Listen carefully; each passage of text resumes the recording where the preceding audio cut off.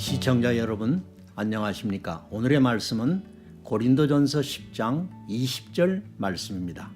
무릇 이방인이 제사하는 것은 귀신에게 하는 것이요 하나님께 하는 것이 아니니 나는 너희가 귀신과 교제하는 자가 되기를 원하지 아니하노라. 아멘.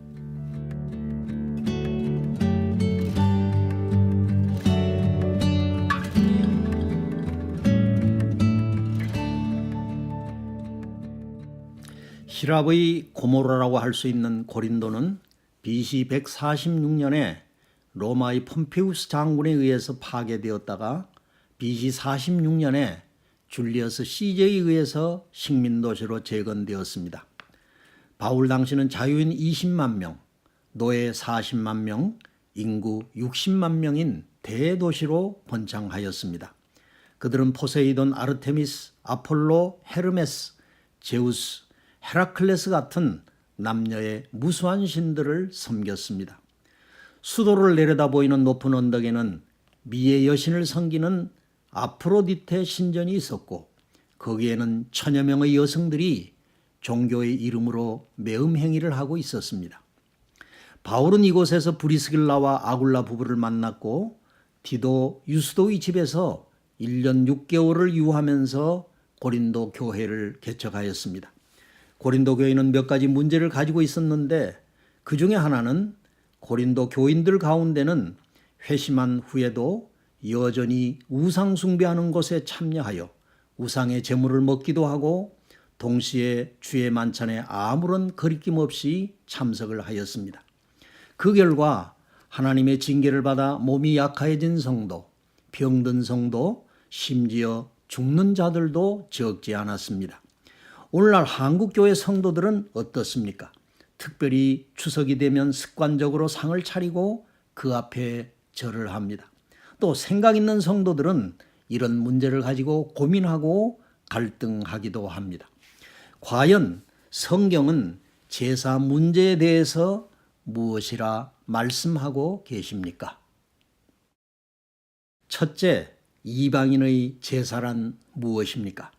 백과사전에 의하면 제사란 신앙의 대상인 신 또는 신령에게 사람이 종교적으로 표시하는 의식이라고 되어 있습니다. 우리나라는 주로 설, 한식, 추석 때 제사를 지내는데 설은 주로 어른들에게 세배하는 날이고 한식은 성묘하는 날이고 추석은 제사 지내는 날입니다. 본문 말씀에 의하면 제사는 귀신에게 하는 것이고 귀신과 교제하는 것이라고 말씀하고 있습니다.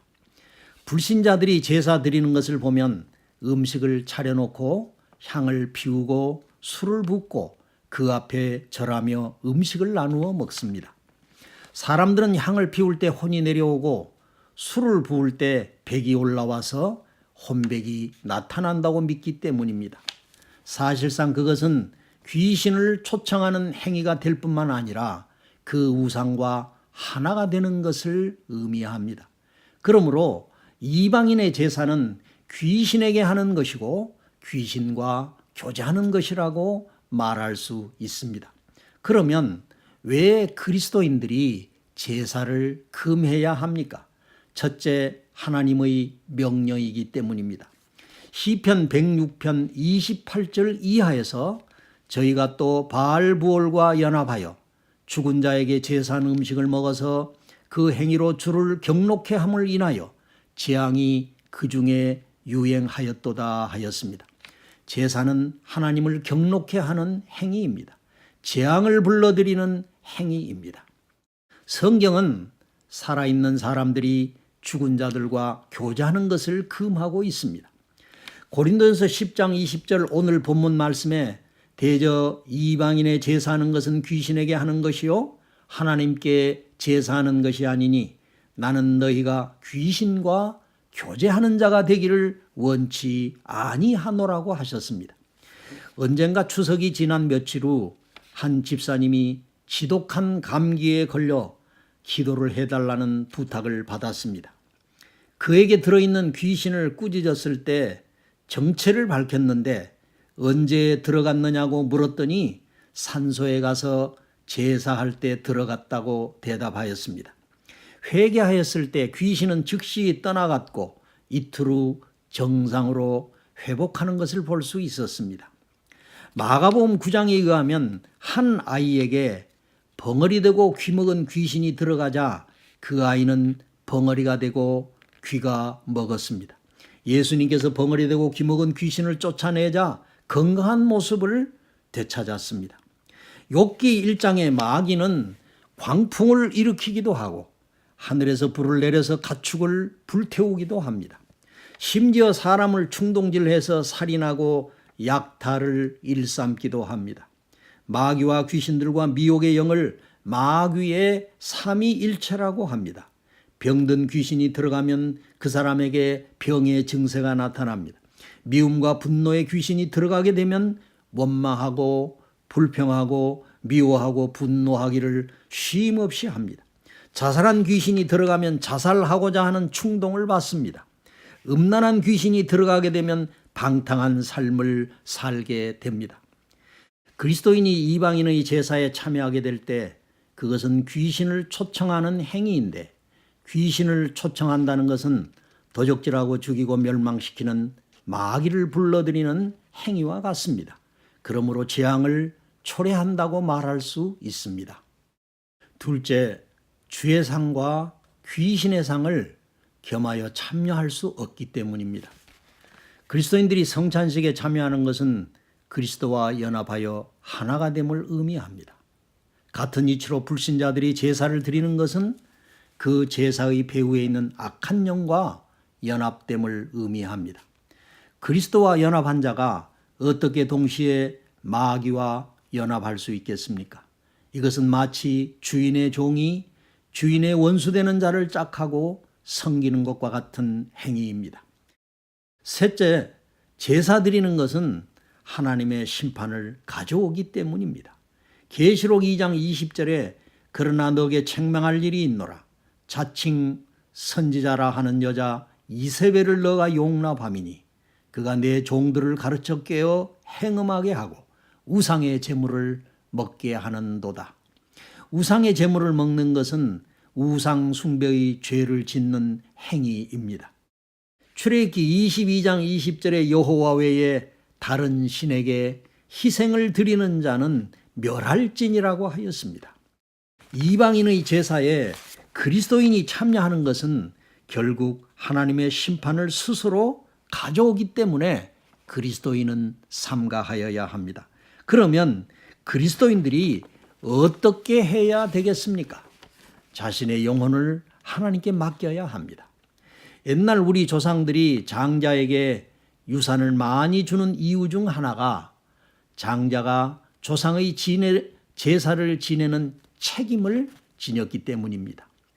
우리가 자녀에게 물질을 많이 주고 유산을 많이 남겨주고 내 영혼을 후손들에게 부탁한다고 해서 그 후손이 부모의 영혼을 책임질 수는 없습니다.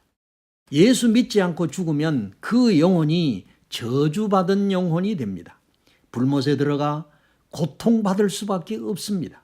설사 자식이 부모의 영혼을 위하여 제사를 드려준다고 해도 불못에 들어가 영멸의 고통을 받는 것은 결코 바꿀 수 없습니다. 그러므로 자신의 영혼을 자녀에게 맡길 것이 아니라 우리의 영혼과 육체를 능히 지옥불에 멸하실 수 있는 하나님을 두려워하고 그 하나님께 자신의 영혼을 맡겨야 합니다. 애청자 여러분, 신자나 불신자나 모든 사람은 예수를 믿습니다. 살아서 믿으면 하나님의 자녀가 되지만 죽어서 하나님을 믿게 되면 저주받은 영혼이 되어 영원 멸망의 고통을 받을 수밖에 없습니다. 야고보 2장 19절에 내가 하나님은 한 분이신 줄을 믿느냐 잘하는도다. 귀신들도 믿고 떠느니라고 하였습니다. 귀신도 하나님이 한 분이신 것을 압니다. 창세기부터 계시록까지 하나님의 말씀이 진리라고 귀신도 믿습니다. 때문에 차이는 살아서 하나님을 아느냐 아니면 살아서는 기회를 잃어버리고 그 영혼이 저주받은 자가 되어서 죽어서 하나님을 알게 되느냐의 차이인 것입니다. 이런 의미로 명절에 그리스도인들이 온 식구가 모여서 하나님께 감사하고 고인의 은덕을 기리고 평소 교훈을 상기하면서 가족과 친지의 유대를 도모하고 전도의 기회로 삼고 자식들에게 부모에게 효도하는 것을 가르친다면 좋은 일이라고 생각합니다. 다만 죽은 자에게 음식을 내놓는 것처럼 상위에 사진을 놓고 향을 피우고 그 앞에 절하는 것은 삼가해야 합니다. 또 한 가지 식구 중에 혼자 믿는 불가피한 경우가 있습니다. 이럴 경우에 절하는 것은 삼가하시고 할 수 있는 대로 형제들과 더불어 화목하고 예수 믿는 사람들이 불효한다고 하는 비난의 빌미를 제공해서는 안 될 것입니다. 사실상 부모를 공경하는 것은 믿는 자나 믿지 않는 자나 다를 바 없지 않습니까? 특히 예수를 믿는 사람은 십계명에 너 부모를 공경하라는 말씀대로 생전에 더 부모를 공경해야 할 것입니다. 제사가 무엇입니까? 다른 말로 하면 예배입니다. 예배가 곧 제사입니다. 예수 믿는 사람들은 죽은 자가 아닌 하나님께 제사를 드리는 것입니다.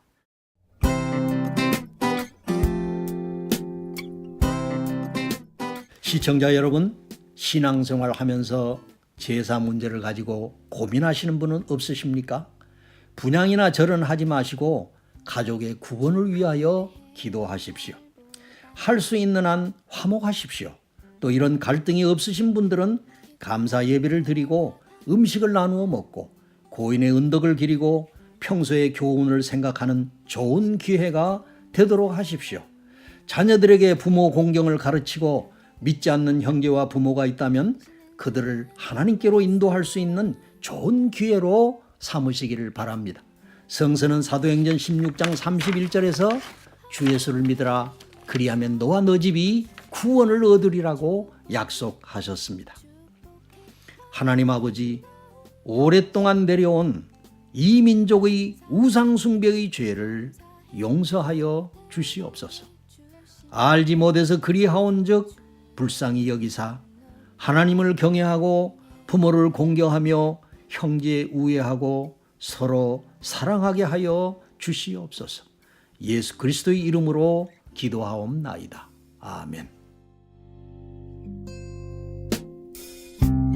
들판에 핀 저 백합보다 하늘을 나는 저 새보다 당신은 소중한 사람이죠. 당신은 하나님의 선물